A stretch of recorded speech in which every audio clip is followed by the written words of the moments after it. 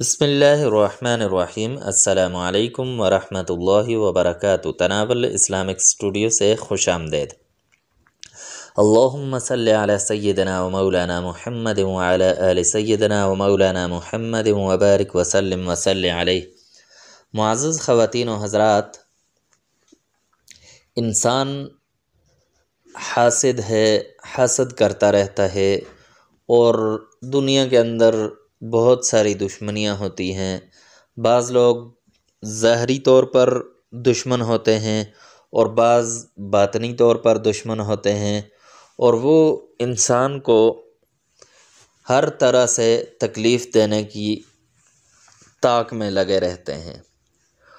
تو آج کا جو وظیفہ ہے وہ چاہے ظاہری دشمن ہو یا باطنی دشمن ہو، کسی قسم کا کوئی بڑا سے بڑا دشمن ہو، اس دشمن کو شکست دینے کے لیے، اس دشمن پر فتح پانے کے لیے، اور اس کی زبان کو تالا لگانے کے لیے، اس کی زبان بندی کرنے کے لیے بہت ہی مجرب اور آزمودہ وظیفہ ہے۔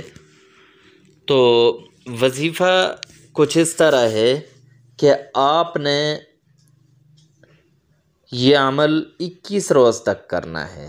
عمل کس طرح کرنا ہے کہ آپ نے تہجد کی نماز کے لیے اٹھنا ہے، تہجد کی نماز پڑھنی ہے، اور اس کے بعد سورہ یاسین کی یہ آیت وَجَعَلْنَا مِن بَيْنِ أَيْدِيهِمْ سَدًّا وَمِنْ خَلْفِهِمْ سَدًّا فَأَغْشَيْنَاهُمْ فَهُمْ لَا يُبْصِرُونَ، یہ آیت 313 مرتبہ پڑھ کر تو دشمن کی زبان بندی کے لیے، دشمن کو نامراد کرنے کے لیے، ناکام کرنے کے لیے دعا مانگنی ہے۔